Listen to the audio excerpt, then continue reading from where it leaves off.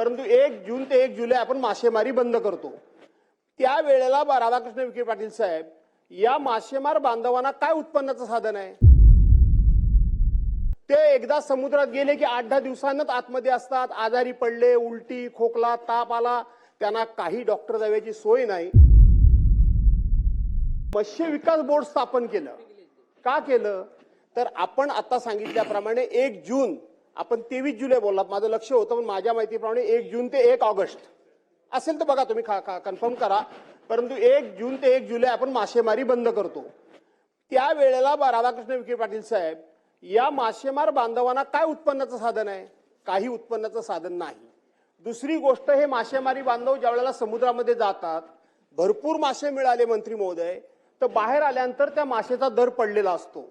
कमी मासे मिळाले तर दर वाढतो, तो त्या मधल्या दलालाला दर मिळतो। ह्या मासेमारी व्यवसाय करणाऱ्या लोकांना फार काही मिळत नाही। आणि म्हणून आपण हे म्हातारी कामगारांच्या धर्तीवर बोर्ड असं केलं की आपण जे दक्षिण भारतातून मासे येतात, रहू, कटला वगैरे बघा, परेळला येतात, जाऊन एकदा पहाटे भेट दिली तर बरं होईल, तो बाहेरून येणारा सगळा मासा, त्याच्यावर आपण रॉयल्टी बसवली। पंचतारांकित हॉटेलला बासा वगैरे असले काहीतरी मासे येतात बघा, त्याला आपण रॉयल्टी बसवली आणि ती रॉयल्टी सरकारी मत्स्य विकास बोर्डाच्या माध्यमातून वसूल करून ती मच्छीमारांना देण्याचा कायद्यामध्ये तरतूद केली। नुसतं वरवर घोषणा किंवा आपण असं काही केलं नाही, तर कायद्यामध्ये तरतूद केली। आणि दुसरी गोष्ट, मच्छीमार बोर्डाची मुंबईमध्ये कुठेही जागा नाही, कुठेही नाही। ते एकदा समुद्रात गेले की 8-10 दिवसांनाच आतमध्ये असतात, आजारी पडले, उलटी, खोकला, ताप आला, त्यांना काही डॉक्टर द्यायची सोय नाही। ती बोट ज्यावेळेला किनाऱ्याला येते, त्यावेळेला कोण आजारी असतो त्याला किनाऱ्यावरच ठेवतात आणि बाकीचे मासेमारी करणारे ते तांडेल बिंडेल जे काय असतात, खलाशी वगैरे, ते निघून जातात।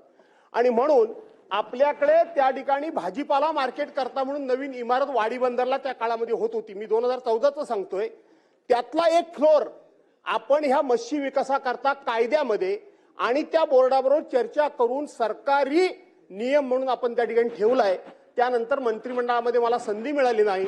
आपण कोकणातले मंत्री आहात आणि म्हणून माझी आपल्याकडून अपेक्षा आहे की आपण ह्या बोर्डाची पाहिजे, माझी गरज असेल तर मला बोलवा, न पेक्षा त्या बोर्डाची काय माहिती आहे ती संपूर्णपणे घ्या।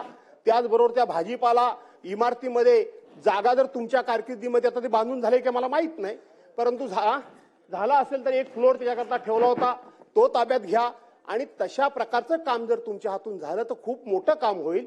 आणि म्हणून या निवेदनाच्या निमित्तानं माझी सूचना आहे, या बोर्डाचा पुनरुज्जीवन आपण करणार का?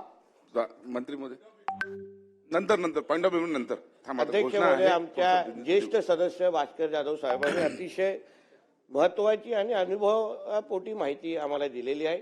त्यांच्या नेहमी चांगल्या सूचना असतात अध्यक्ष महोदय। त्यांना वाटत असेल की मी त्यांचं ऐकत नाही, असं नाही अध्यक्ष महोदय। आणि त्यांचाही टोन आदित्यजी बाजूला असते तो वेगळा असतो आणि नसते तो वेगळा असतो। आता आहे पण चांगला, आता आदित्यजी बाजूला आहेत, काल थोडं चिडचिड तर, पण कुठे वैयक्तिक भेटले तर मिठी पण मारतात अध्यक्ष महोदय आदित्यजींच्या माहितीसाठी। पण तरी या एकंदरीत तुम्ही जी काही सूचना तरीही आपण जी काही सूचना जाधव साहेब आपण दिली अतिशय महत्वाची, आणि मी आपल्या समवेत ही मीटिंग लावेन, कारण आपला अनुभवाचा फायदा आम्हालाही पाहिजे आणि कोकणालाही पाहिजे आणि प्रामुख्याने मच्छीमारांना पाहिजे। आणि या दृष्टिकोनातून काय निर्णय घेता येईल निश्चित पद्धतीने आपण त्या दिशेने चालू।